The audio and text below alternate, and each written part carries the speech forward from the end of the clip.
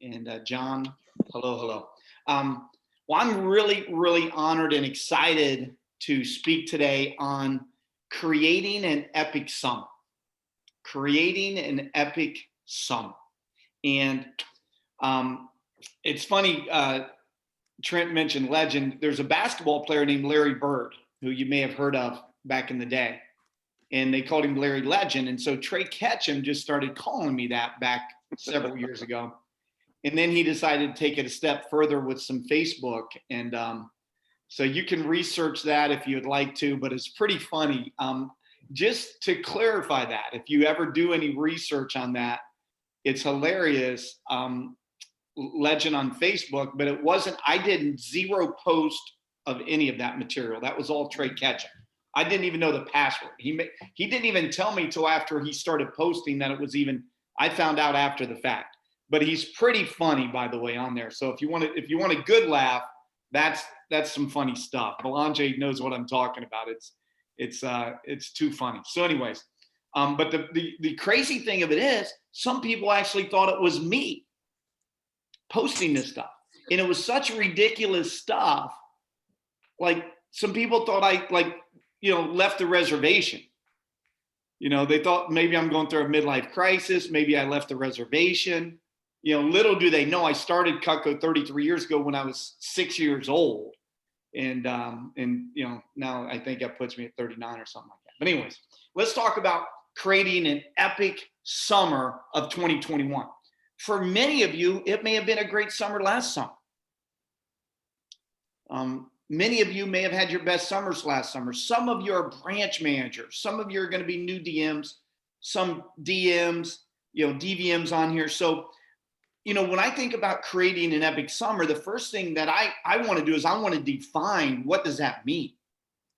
And you can come up with your own determination and your own definition of what an epic summer is. But to me, it's bigger than any summer I've ever had.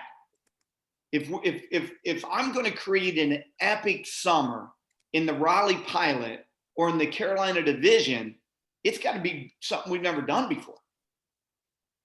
I'm not saying it has to be the best summer ever to be a great summer, but when I think of an epic summer, right, I'm thinking of something that's massive and just huge success, across the board success of an epic summer. So if you're a district manager, I would think in those terms. And if you've had great summers, or if you're a division manager, I think in those terms. And if you've had great summers, that's awesome. But can this be epic? Can this be bigger than anything you've thought of?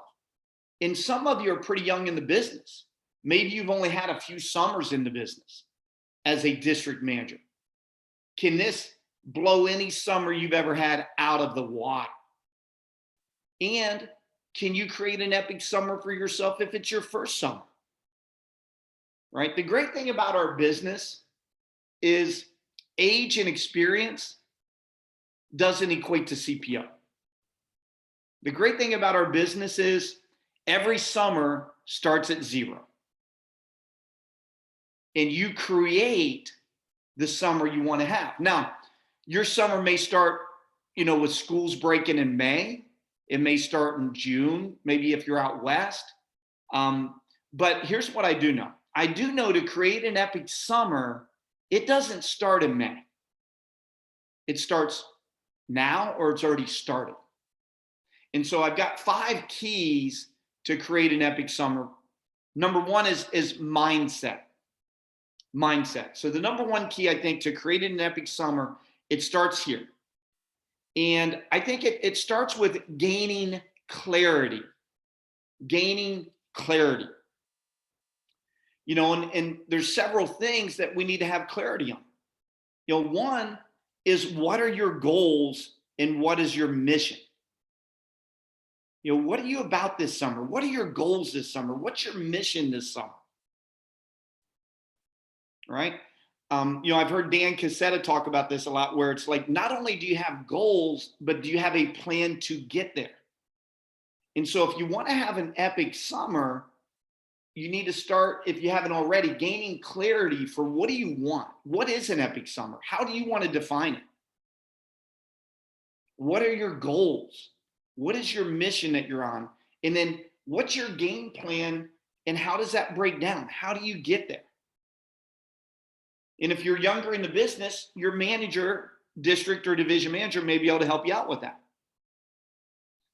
All right. But the more clear you are of what you want this summer to be about,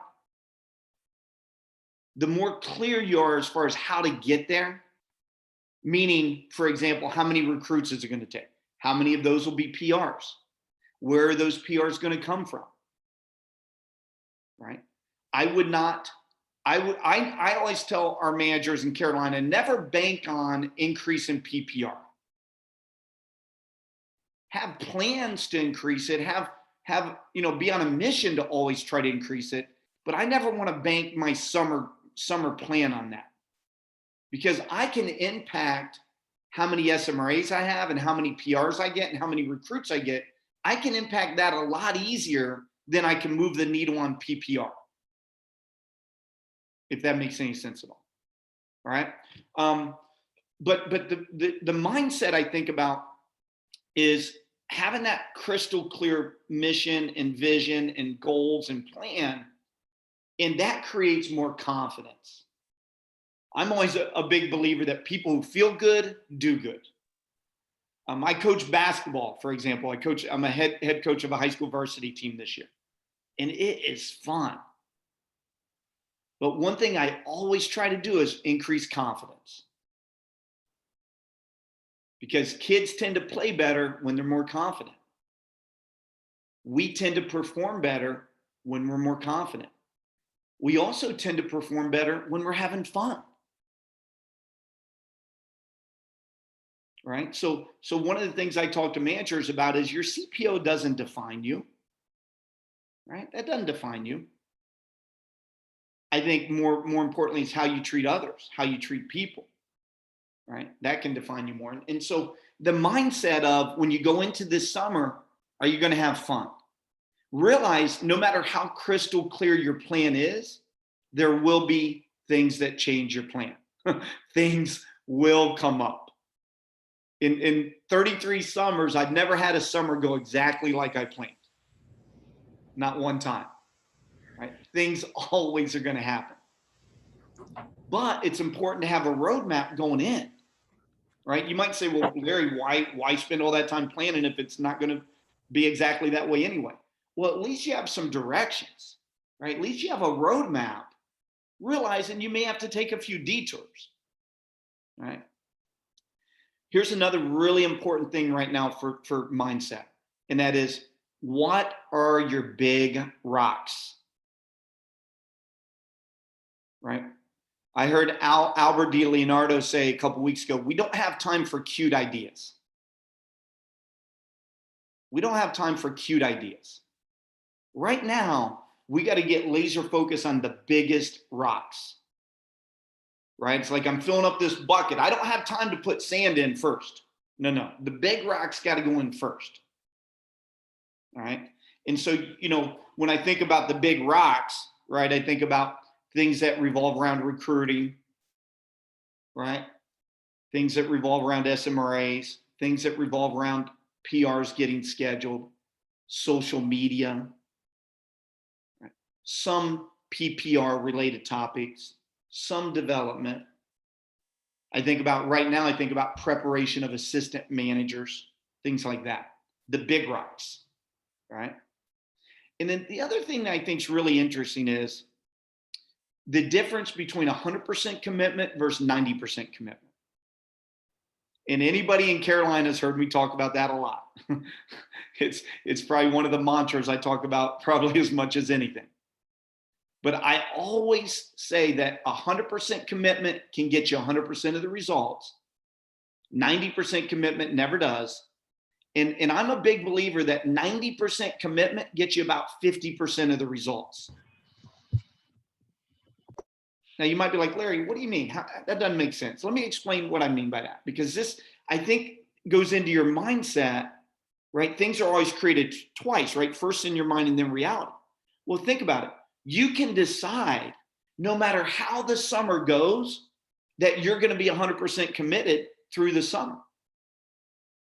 You can decide that between now and May, right? Or now and April, right? Because we're bringing that summer forward, all right? So let me explain what I mean. Here's what 90% commitment looks like. One person shows up for an interview.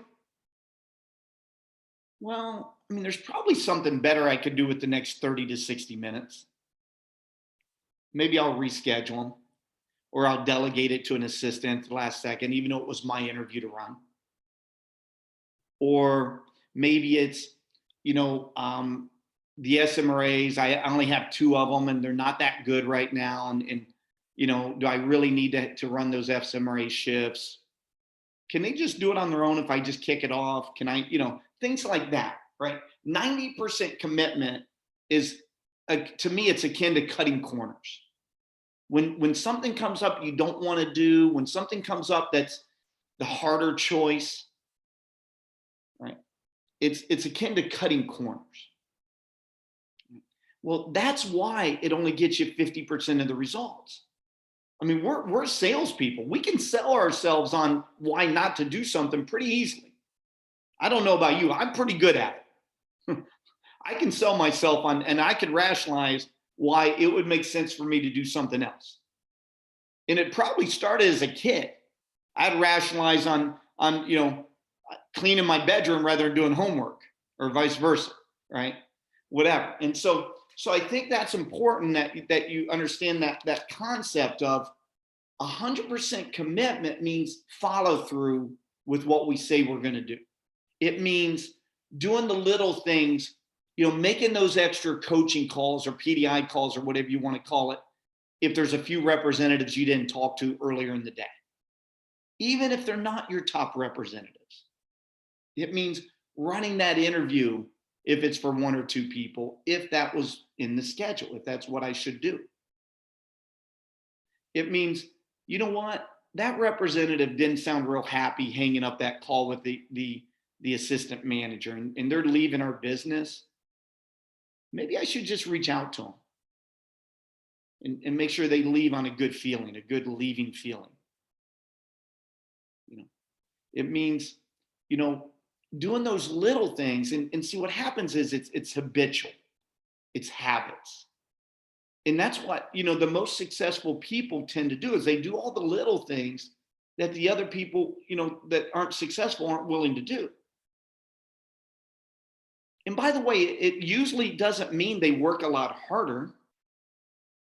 It's just they're very intentional about the work. They don't rationalize, cutting corners. They do the little things. I'll give you an example. When I was a brand new division manager, there were no offices in Carolina. I moved to Raleigh, North Carolina. And then a little bit later, a couple months later, there's a manager from Chicago, Pat Harders, who wanted to move down in Carolina. And so him and I started Carolina together. Well, that spring, there's a workshop I was going to run for his office. And Raleigh to Charlotte's not that far, but it's a good 2.5 hour drive, 2:45. And so I said, hey, how about if I come down? I got some stuff to do during the day. I'll come down. I'll run a workshop for your people for 2 hours, from like 4 to 6. And then I'll take you and your fiance out to dinner and we'll talk and get some time together. How many reps you have? He's like, oh, I got like 17 reps. I'm like, awesome. I go, now this is next, Tuesday or whatever. Can you get like at least 15 of them there? Oh, yeah. We're ready to go. And Pat was a really good manager, by the way. This was just one of those things that happened, but I drove down there and we had 4 reps show up. And that was one of the main reasons I drove 2.5 hours each way. Because he said his people really needed help on recommendations. So I'm going to do a 2-hour workshop on recommendations. Ends up being 4 of his lower level reps. Imagine that. And I light them up. I'm talking, I bring the juice. I bring the fire for 2 hours. And I took him and his fiance out to dinner. And his fiance, who was an assistant manager at the time, imagine that, little Vector Connect, said, Larry, why'd you put all that energy into that and spend 2 hours? Those were like 4 of our lowest level reps that aren't really going to do anything. And that class, I'll never forget that. That was 20 some years ago. And I was like, what? Like, it just dumbfounded me, the question. Like, like, of course I'm going to spend 2 hours. I told them that we're going to run a 2-hour workshop on recommendations. Isn't that what you told your reps? Even if only 4 of them showed, it was just a question to me, like there, it wasn't a choice. It never even entered my mind to cut corners or go through the motions.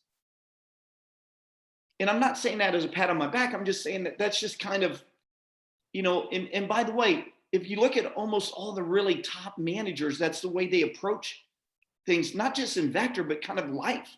It's just kind of how they do it. And so I thought, okay, that assistant manager, she's probably not going to make it as a manager in our division, right? It was kind of my mindset, like, she's probably not going to be around that long. Maybe as a fiance, maybe not, I don't know, but not in the business, right? So anyways, so it's that 100% commitment versus 90%. 90% gets you 50% of the results. That extra 10% can get you the extra 50% of the results. So that's the mindset that I think is really important going into the summer, and just some tips on that. All right. Then I think it shifts into preparation, right? Preparation. Right now, a big thrust in our region, and it may be in other places too, is social media. Social media jumpstart, building up accounts, etc. That's huge. For current managers, district division managers currently, I think about assistant manager preparation. All right, I think about assistant manager preparation. Right, it starts with corralling and identifying assistant managers. I just ran yesterday an assistant manager opportunity call, basically, which was basically division wide, and it was just corralling possible assistant managers. I told my managers, by the way, anybody over 2K in sales could be on that call. Like, sometimes I think we try to limit, if it's an opportunity message, if it's an opportunity type call, hey, I want as many people exposed to that as possible. Because you never know when somebody gets ignited, what happens. You never know when somebody gets truly excited and fired up and committed, what happens. Right? Kind of goes with a saying I heard about not seeing people where they are, but where they can become. Right? And so I think about that. Now, if you're currently a manager right now, see, a lot of times branch managers and even new DMs may not have an assistant manager. So talk to your DVM about how you can develop assistant managers quickly, right, in the summer, depending on your philosophy in your division and in your region, right? But if you're currently a manager, I think about identifying and corralling your assistant managers now, if you don't know who they're going to be. Then I think about, once you identify them, right, you might have some type of selection process, all right? Which again, it could vary depending on where you're at across the country, okay? But then I think about key areas of the business that you might need help with. I remember Andrew Belanger and I had a call a couple of weeks ago, and it was on staffing for the summer. And it was like, okay, let's talk about who could be recruiters for you this summer, who could help run interviews, who can help do coaching calls. And he identified like 3 or 4 people, and I said, okay, I want you to rank them on who do you think could be the best recruiter out of the 4? Who would you rank second? Who would you rank third? Who do you think could be the best at coaching calls and working with representatives? And sometimes it's the same, like they're a stud, right? They're a stud at. It's like they're the best at all those areas. But sometimes it's not. So I think just identifying that right now, and then preparing them, and starting to learn the interview if they don't already know it, or running interviews and and whatnot. How about setting up PRs? I think about preparation. I think about what are the key programs in your organization. In Carolina, I always talk about the Big Five. The Big Five. And for us, it's social media, it's SMRAs, it's running interviews and training. I kind of combine those as the functions of interview and training. That's number 3. It's PDI or coaching calls. And then number 5 would be meetings and phone jams. To me, in Carolina, that's what I promote as the big 5 rocks. Those are the big rocks. Now, again, in your region, in your division, it might vary a little bit. You might have a couple of those that's not that important, and you might have something else or whatnot. But I think, those to me are the big ones, right? And so, what are the key programs, and then how are you getting prepared for those personally?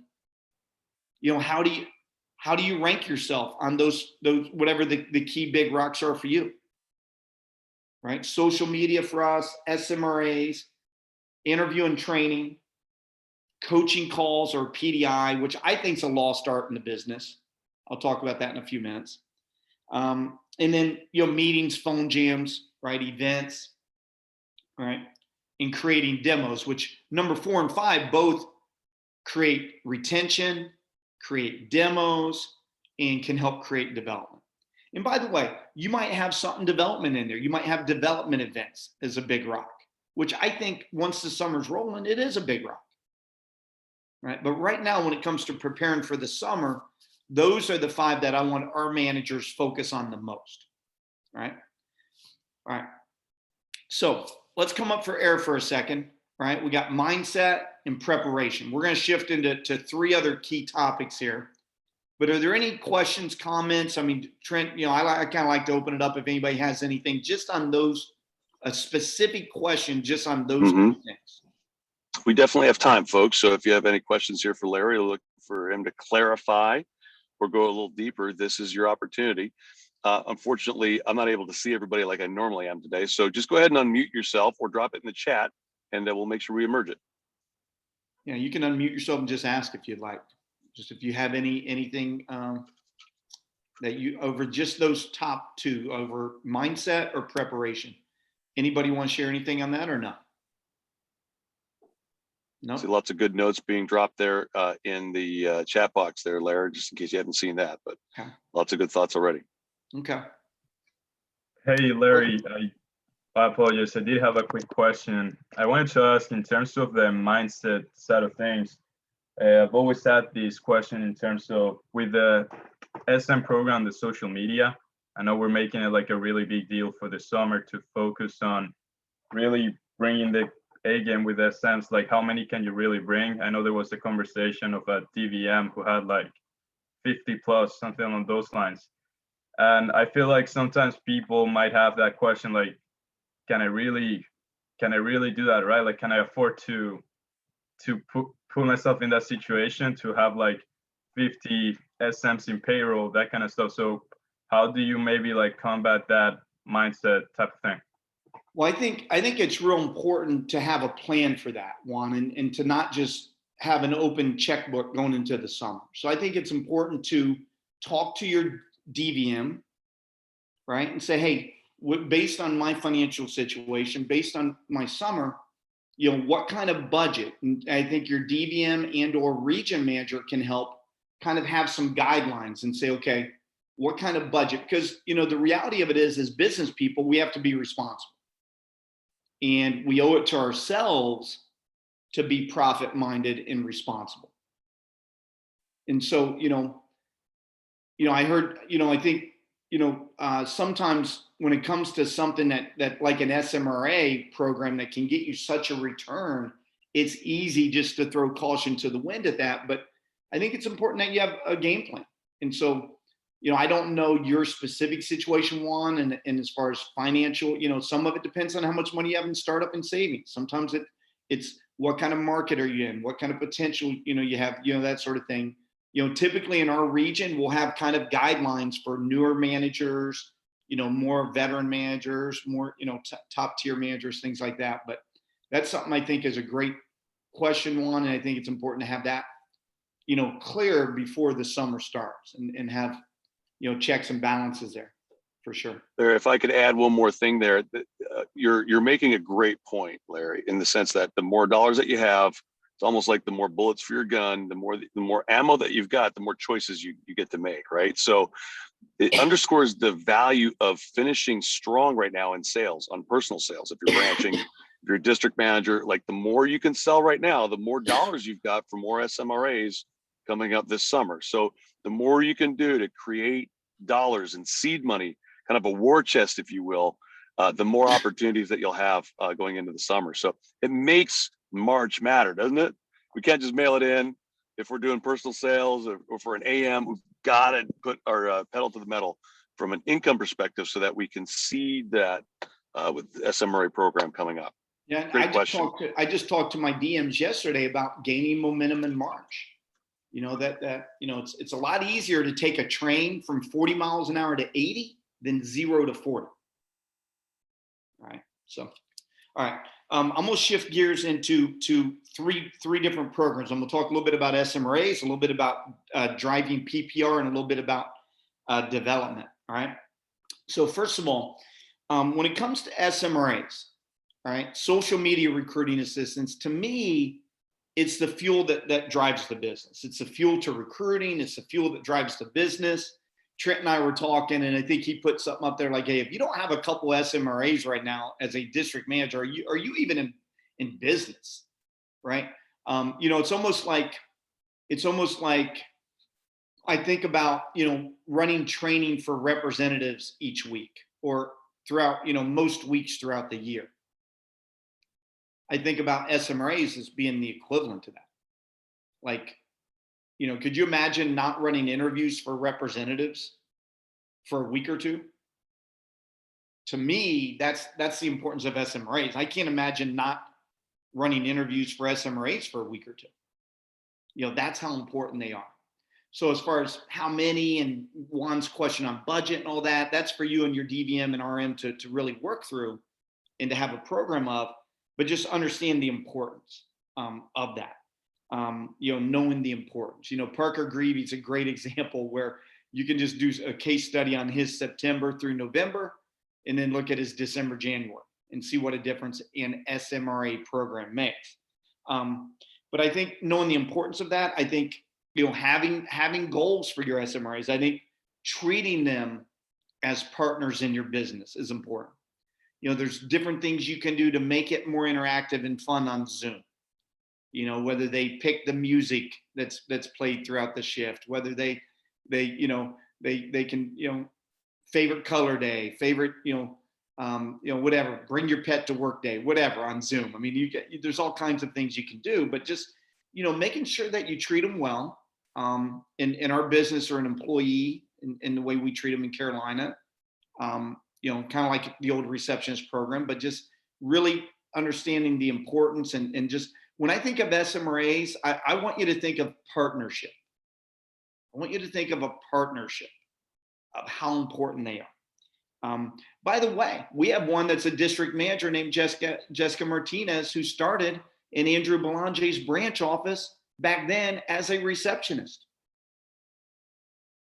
And she didn't sell for like 2 years. She came back as a receptionist SMRA manager for me in the pilot when Andrew took over as PSM or Dom in the pilot. And then, you know, eventually, you know, she sold a little bit and now she's a district manager. And I think she's one of the rising star DMs in the company. I think you'll hear a lot more of her name over the next couple of years. So I think about that. I think about, do you have a game plan for who's going to interview SMRAs, who's training them,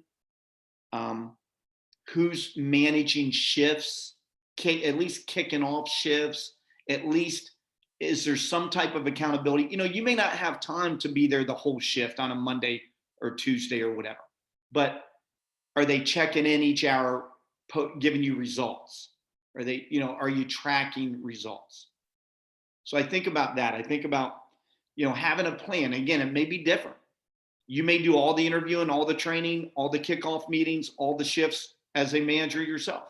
You may have a program in your division where there's some help with the training of them or whatever, all right?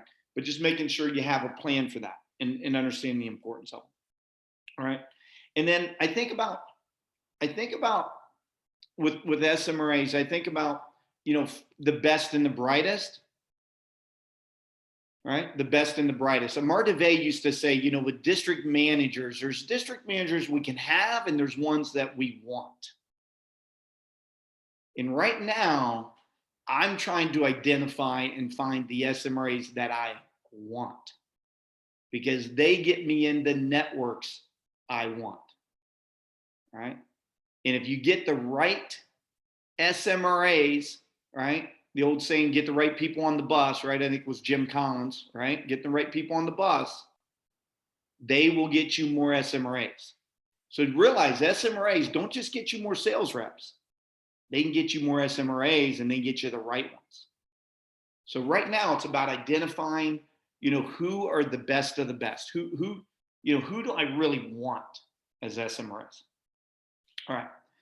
I want to talk for a few minutes about creating an epic summer through productivity. And, I do think PDI is its old school name. Maybe you call it coaching calls now. I think a lot of that is a lost art in our business.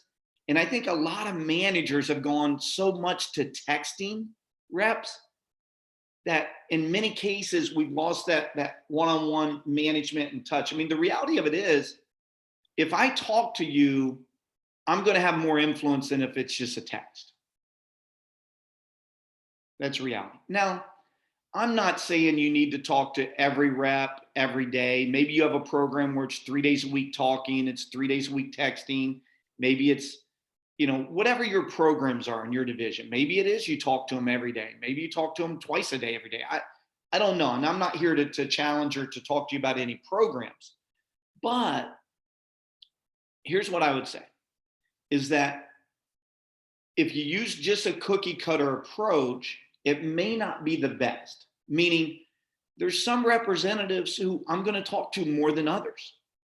Maybe they need more direction. Maybe they're in their fast start and they need more coaching and direction, right? If Dan Cassetta's got the next 3 days pretty well lined up and we just had a great coaching call, I may not need to talk to him tomorrow. He's already got his schedule all filled up. It may be one of those things where it's like, Dan's like, why do I need, I'm good to go, right? Where maybe that's the case where Trent Booth maybe only has 2 demos the next couple of days each day, and his goal's 6, and we need more coaching there. We need more, we need some phone time, or whatever. So I just think that that touch of, I grew up in the business, and my manager said, if you're not managing your people, somebody else is. All right. And I don't know if that's always true, but I think about, are you influencing your people? Right. John Maxwell says leadership is influence, nothing more, nothing less. And oftentimes I'll talk to branch managers, new DMs, and even current DMs.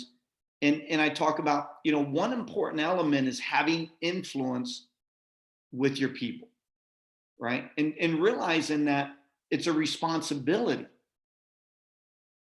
right? I think about, if I'm a vector branch or district or DVM, it's my responsibility to do the best job I can to make a difference in these young kids' lives this summer,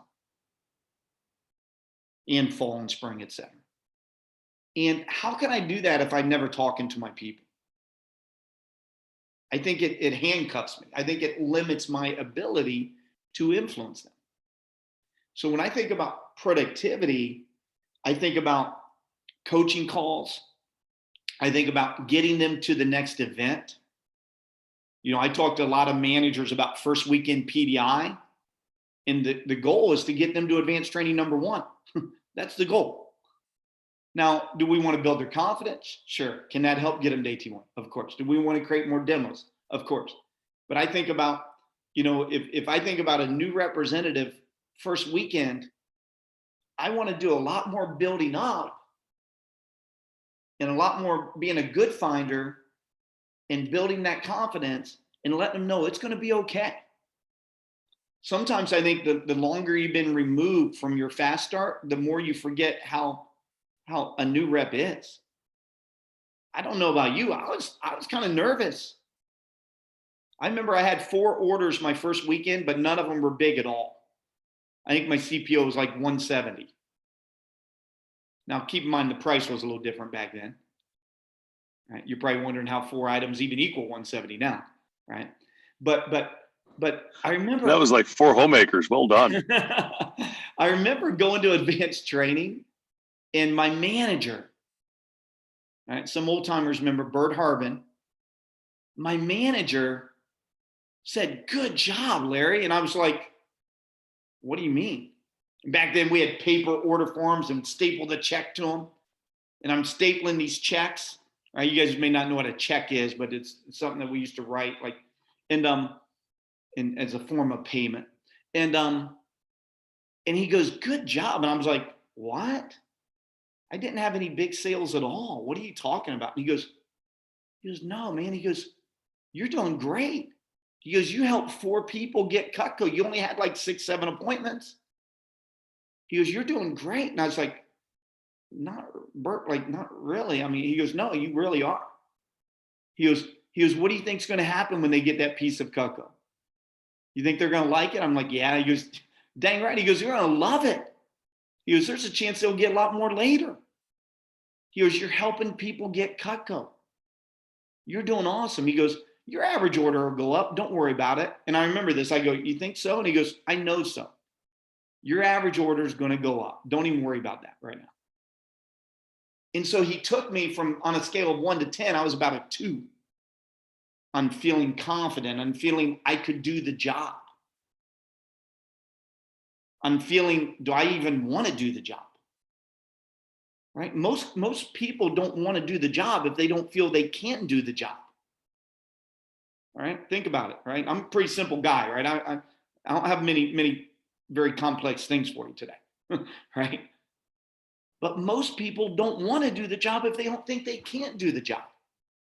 And so think about that this spring. If you're doing some coaching calls, you're talking to representatives before demos, after demos, phone jams, before, in the morning, afternoon, evening, whenever.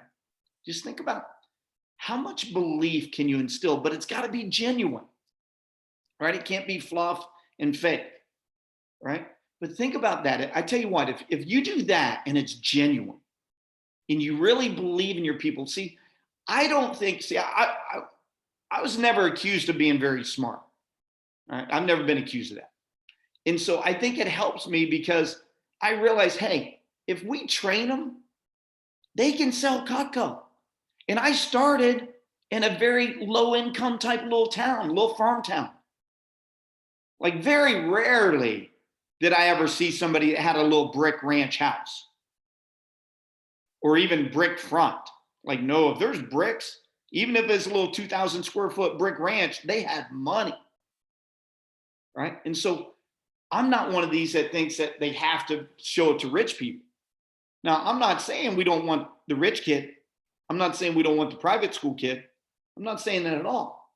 I'm just saying that if you can genuinely instill belief and confidence, keep your kids around.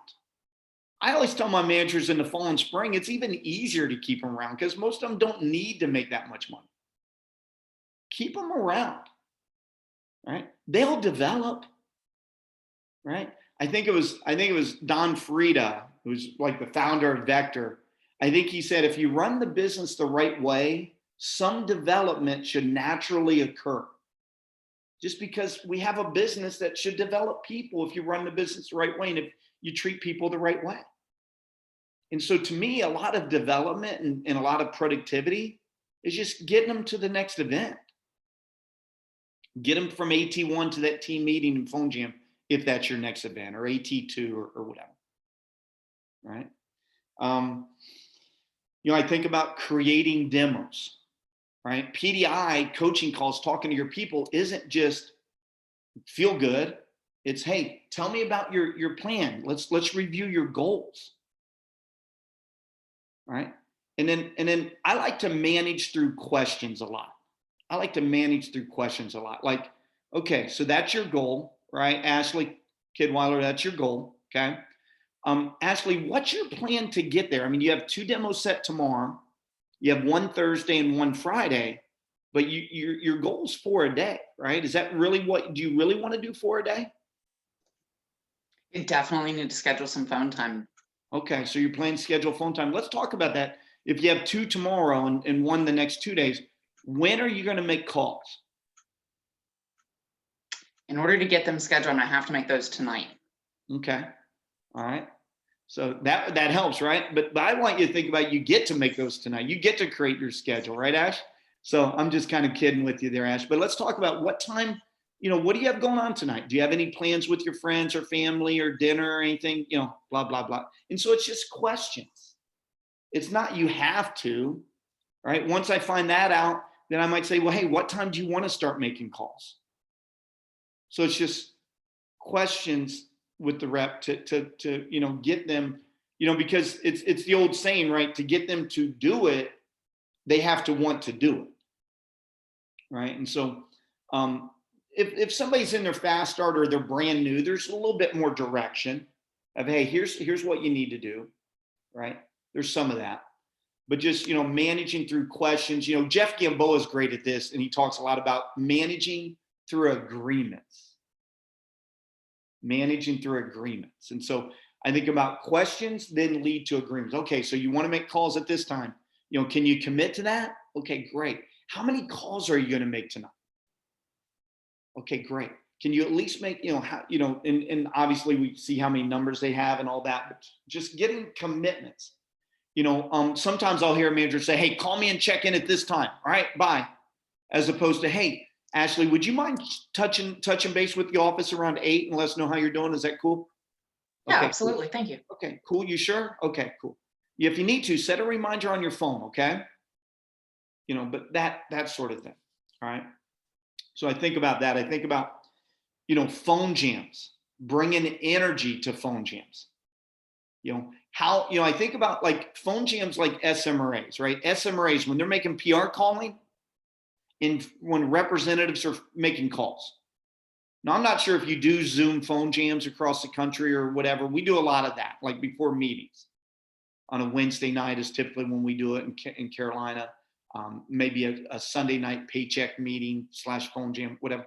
But just think about how can you create, energy through Zoom with your phone jams, right? Through contests, through team goals, through individual goals, through recognition, through music. You don't want the music blaring too loud, obviously, if they're trying to make calls, but you got the idea, right? Creating that. So creating demos, right? Retaining your people to the next event. I know it's simple stuff, but it's I think about, this summer, for example, if you're a branch manager, can you launch 100, 150 representatives? If so, what if you retain your people so well you had 50 people at a team meeting? How cool would that be? Right? I think about it as a district manager. Could you recruit 150, 200 people, 300 people? 350, right? If you've never had a team meeting of 100 plus, how cool would that be? I've only had that a couple times in my career. One time I remember specifically was back in in-person meetings. We had 104 people at the meeting. They couldn't fit in the room.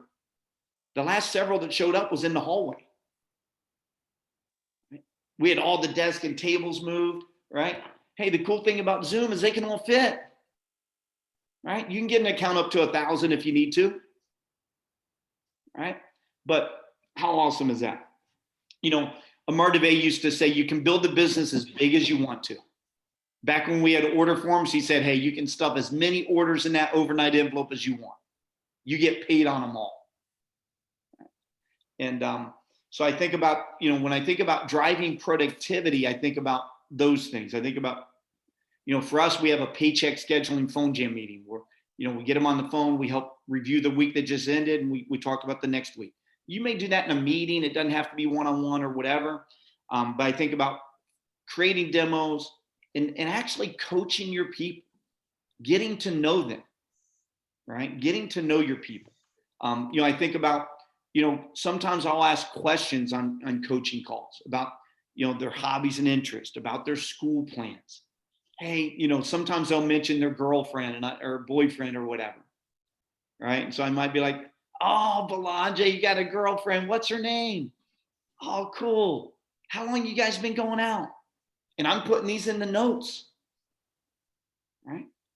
Putting these in the notes, right? And it just goes with the old adage of people don't care how much you know until they know how much you care, right? If you only talk CPO, you only talk demos, you only talk about their schedule, then that just screams that, do I really care? Right. Larry, this is great counsel. I have a question here in the chat. This is from Lindsay Lenhurst. She's asking, how would you build up reps after first weekend if they haven't sold or have a very low closing percentage? And then the follow-up question, what are some questions you ask or things you point out to rebuild reps' confidence while also helping them improve numbers? Couple things. First of all, let's say somebody's 0 for 4, 0 for 5. Hey, don't worry about that. Don't worry about that. That's why we have advanced training, right? I didn't really teach you much how to sell Cutco in the interview, in the training. It was how to present it, how to show it, right? Do you remember in day 1 of training, day 2 of training, I talked about the power of advanced training? Yeah, don't even worry about it, right? Hey, let me ask you a question, Aubrey. You've done 5 demos, right? You haven't made your first sale yet. That's okay. No big deal, Aubrey. But hey, let me ask you a question. Do you feel like people are liking Cutco? Like, do they like the product? I think so, Larry. Okay. I mean, they don't hate it, right? They like it, right? And then here's another question I have for you. Do you feel like your presentation's getting a little bit easier, a little bit better? I think so. Cool. Aubrey, one of the cool things about the job is you get paid to improve your communication skills this summer. And if you think that the presentation's getting a little bit easier now and a little bit better, that means your communication skills are getting a little bit better. And you've only been on the job 2 days. You've only done 4 appointments. Hey, plus with the base pay, you already made $60. So don't worry about it, right? We have advanced training and we're going to light you up. And trust me, you're going to start selling right after AT. So we have advanced training tomorrow morning at 10 a.m. You want to be about 10 minutes early. Aubrey, what I need you to do, though, this is really important. All right. I want you to come in here, right? Mines are like parachutes. They only work when they're open. So I want you to be taking the most notes of anybody in advanced training tomorrow and have a great attitude. Have that smile, be positive, be ready to go. And you know what, Aubrey, right? Did you play any sports in school, Aubrey? I did, yes, sir. What's your favorite sport? Ball. I'm sorry, I couldn't hear you, Aubrey. Little Paris connection there. What is it? Volleyball. Volleyball. Okay. In volleyball, what does the game go to points wise? 3 to 5 sets of 25. Okay. If you were down in the game 3-0 or 4-0 at the very beginning of the game, does that mean you're going to lose the game or lose the set or lose the match? Not at all. No, who cares? You've only done 4 demos. Don't worry about it. All right. All right. We'll see you tomorrow. Yeah. That's an example of the way I would do that. The other thing is celebrate small wins. Hey, you know what? On 2 of your appointments, representatives gave you over 7 recommendations, 7 on one and 9 on another. That means they enjoy the product. That means you're doing a good presentation. They wouldn't recommend you if not. So really good job with that. Or, hey, you know what? Fiacco, you just made your first sale. I know it was only a tremor, but you know what? You helped them get the double D edge. 30, 40 years from now, they're going to remember little Johnny Fiacco as their Cutco kid, and they're still going to be using Cutco. Matter of fact, they're going to love it so much they might get some more from you later. Stuff like that. So it's genuine, though. It's got to be, it's real. All right. Last thing, we got about 5 minutes. Last thing, and we'll go over just a couple minutes of development and we'll have a couple minutes for questions. All right. I don't want to spend too much time on development, because again, if you treat people the right way, if you run the business the right way, some of that should automatically happen, right? But I think about leveraging your division manager, meaning if you have some sort of push groups, right? We call them alliances, right? I think about that. I think about if you have any type of SLDM, sales leadership development meetings, or FSM development meetings, or anything, anytime you can get your people in front of your DVM, get them in front of your DVM. Let them help you. Another thing is build up your DVM.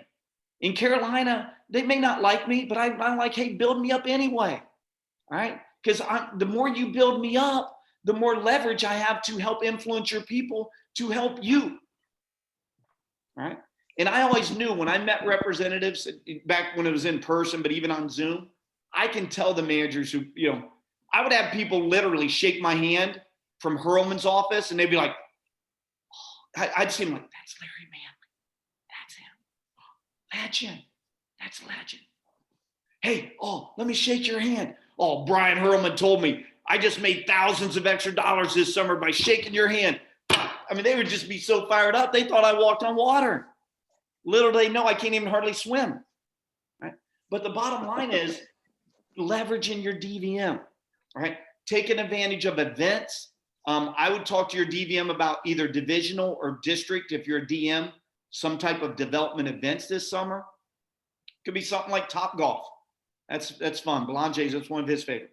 And then I think about, push weeks and that. And then the last thing is just simply, and this may sound simple, but being someone that they want to be like. Image matters. How you carry yourself matters.